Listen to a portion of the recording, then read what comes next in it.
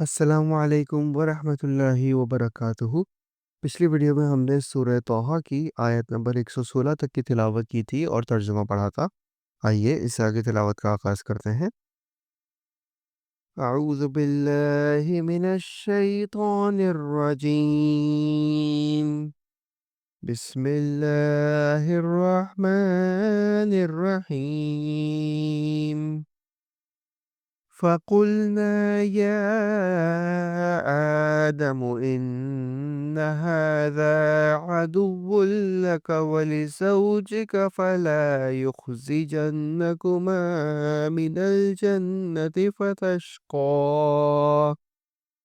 تو ہم نے کہا اے آدم علیہ السلام، یہ تیرا اور تیری بیوی کا دشمن ہے، خیال رکھنا ایسا نہ ہو کہ وہ تم دونوں کو جنت سے نکلوا دے کہ تم مصیبت میں پڑ جائے۔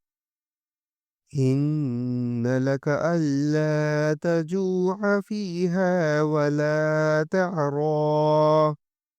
یہاں تو تجھے یہ آرام ہے کہ نہ تو بھوکا ہوتا ہے نہ ننگا۔ وَأَنَّكَ لَا تَظْمَأُ فِيهَا وَلَا تَضْحَىٰ۔ اور نہ تو یہاں پیاسا ہوتا ہے نہ دھوپ سے تکلیف اٹھاتا ہے۔ فَوَسْوَسَ إِلَيْهِ الشَّيْطَانُ قَالَ يَا آدَمُ هَلْ أَدُلُّكَ عَلَىٰ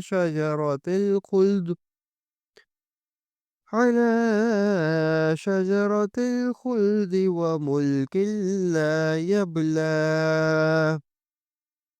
لیکن شیطان نے اسے وسوسہ ڈالا، کہنے لگا کہ کیا میں تجھے دائمی زندگی کا درخت اور بادشاہت بتلاؤں کہ جو کبھی پرانی نہ ہو۔ فَأَكَلَا مِنْهَا فَبَدَتْ لَهُمَا سَوْآتُهُمَا وَطَفِقَا يَخْصِفَانِ عَلَيْهِمَا مِنْ وَرَقِ الْجَنَّةِ وَعَصَىٰ آدَمُ رَبَّهُ فَغَوَىٰ۔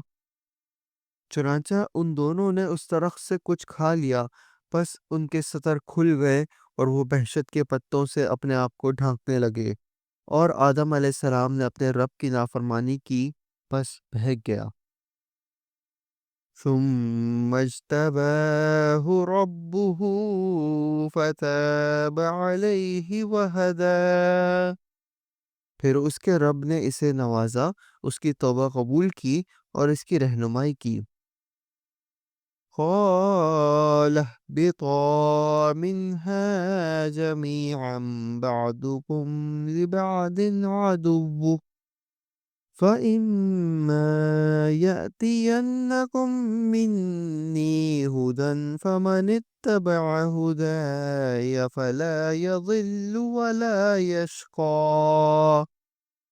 فرمایا تم دونوں یہاں سے اتر جاؤ، تم آپس میں ایک دوسرے کے دشمن ہو۔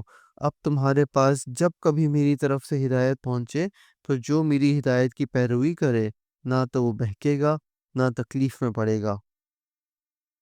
وَمَنْ أَعْرَضَ عَنْ ذِكْرِي فَإِنَّ لَهُ مَعِيشَةً ضَنكًا وَنَحْشُرُهُ يَوْمَ الْقِيَامَةِ أَعْمَىٰ۔ اور ہاں، جو میری یاد سے روگردانی کرے گا اس کی زندگی تنگی میں رہے گی، اور ہم اسے بروز قیامت اندھا کر کے اٹھائیں گے۔ قَالَ رَبِّ لِمَ حَشَرْتَنِي أَعْمَىٰ وَقَدْ كُنْتُ بَصِيرًا۔ وہ کہے گا کہ الہی، مجھے تو نے اندھا بنا کر کیوں اٹھایا، حالانکہ میں تو دیکھتا بھالتا تھا۔ قَالَ كَذَلِكَ أَتَتْكَ آيَاتُنَا فَنَسِيتَهَا وَكَذَلِكَ الْيَوْمَ تُنسَىٰ۔ جواب ملے گا کہ اسی طرح ہونا چاہیے تھا، تو میری آئی ہوئی آیتوں کو بھول گیا تو آج تو بھی بھلا دیا جاتا ہے۔ وَكَذَلِكَ نَجْزِي مَنْ أَسْرَفَ وَلَمْ يُؤْمِنْ بِآيَاتِ رَبِّهِ وَلَعَذَابُ الْآخِرَةِ أَشَدُّ وَأَبْقَىٰ۔ اور ہم ایسا ہی بدلہ ہر اس شخص کو دیا کرتے ہیں جو حد سے گزر جائے اور اپنے رب کی آیتوں پر ایمان نہ لائے، اور بے شک آخرت کا عذاب نہایت ہی سخت اور باقی رہنے والا ہے۔ أَفَلَمْ يَهْدِ لَهُمْ كَمْ أَهْلَكْنَا قَبْلَهُمْ مِنَ الْقُرُونِ يَمْشُونَ فِي مَسَاكِنِهِمْ إِنَّ فِي ذَلِكَ لَآيَاتٍ لِأُولِي النُّهَىٰ۔ کیا ان کی رہبری اس بات نے بھی نہیں کی کہ ہم نے ان سے پہلے بہت سی بستیاں ہلاک کر دی ہیں جن کے رہنے سہنے کی جگہ یہ چل پھر رہے ہیں؟ یقیناً اس پہ عقل مندوں کے لیے بہت سی نشانیاں ہیں۔ وَلَوْلَا كَلِمَةٌ سَبَقَتْ مِن رَّبِّكَ لَكَانَ لِزَامًا وَأَجَلٌ مُّسَمًّى۔ اور اگر تیرے رب کی بات پہلے ہی سے مقرر شدہ اور وقت معین کردہ نہ ہوتا تو اسی وقت عذاب آ چمٹتا۔ فَاصْبِرْ عَلَىٰ مَا يَقُولُونَ وَسَبِّحْ بِحَمْدِ رَبِّكَ قَبْلَ طُلُوعِ الشَّمْسِ وَقَبْلَ غُرُوبِهَا وَمِنْ آنَاءِ اللَّيْلِ فَسَبِّحْ وَأَطْرَافَ النَّهَارِ لَعَلَّكَ تَرْضَىٰ۔ بس ان کی باتوں پر صبر کر اور اپنے پروردگار کی تسبیح اور تعریف بیان کرتا رہے، سورج نکلنے سے پہلے اور اس کے ڈوبنے سے پہلے، رات کے مختلف وقتوں میں بھی اور دن کے حصوں میں بھی تسبیح کرتا رہے، بہت ممکن ہے کہ تو راضی ہو جائے۔ وَلَا تَمُدَّنَّ عَيْنَيْكَ إِلَىٰ مَا مَتَّعْنَا بِهِ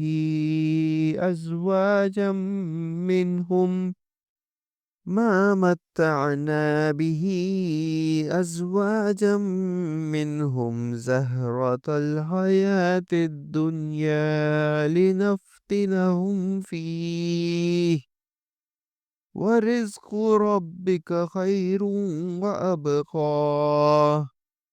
اور اپنی نگاہیں ہرگز ان چیزوں کی طرف نہ دوڑانا جو ہم نے ان میں سے مختلف لوگوں کو آرائش دنیا کی دے رکھی ہیں، تاکہ انہیں اس میں آزما لیں، اور تیرے رب کا دیا ہوا ہی بہت بہتر اور بہت باقی رہنے والا ہے۔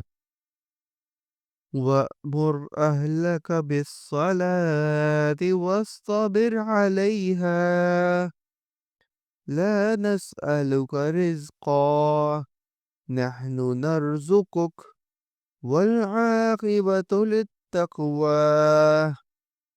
اور اپنے گھرانے کے لوگوں پر نماز کی تاکید رکھ اور خود بھی اس پر جمع رہ۔ ہم تجھ سے روزی نہیں مانگتے بلکہ ہم خود تجھے روزی دیتے ہیں، آخر میں بول بالا پرہیزگاری ہی کا ہے۔ وَقَالُوا لَوْلَا يَأْتِينَا بِآيَةٍ مِّن رَّبِّهِ أَوَلَمْ تَأْتِهِم بَيِّنَةُ مَا فِي الصُّحُفِ الْأُولَىٰ۔ اور انہوں نے کہا کہ یہ نبی ہمارے پاس اپنے پروردگار کی طرف سے کوئی نشانی کیوں نہیں لایا؟ کیا ان کے پاس اگلی کتابوں کی واضح دلیل نہیں پہنچی؟ وَلَوْ أَنَّا أَهْلَكْنَاهُم بِعَذَابٍ مِّن قَبْلِهِ لَقَالُوا رَبَّنَا لَوْلَا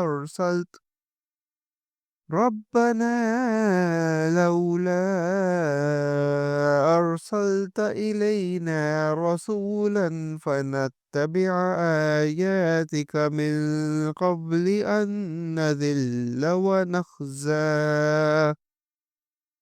اور اگر ہم اس سے پہلے ہی انہیں عذاب سے ہلاک کر دیتے تو یقیناً یہ کہہ اٹھتے کہ اے ہمارے پروردگار، تو نے ہمارے پاس اپنا رسول کیوں نہیں بھیجا کہ ہم تیری آیتوں کی تابعداری کرتے اس سے پہلے کہ ہم ذلیل و رسوا ہوتے۔ قُلْ كُلٌّ مُّتَرَبِّصٌ فَتَرَبَّصُوا فستعلمون من اصحاب الصراط السوی ومن اہتدی۔ کہہ دیجئے ہر ایک انجام کا منتظر ہے، بس تم بھی انتظار میں رہو، ابھی ابھی قطعاً جان لوگے کہ راہ راست والے کون ہیں اور کون راہ یافتہ ہیں۔ صدق اللہ العظیم۔ ہم نے آج سورہ طٰہٰ کی آیت نمبر 135 کی تلاوت اور ترجمہ کے ساتھ اس کو مکمل کر لیا ہے۔ انشاءاللہ اگلی ویڈیو میں سورہ انبیاء کا آغاز کریں گے۔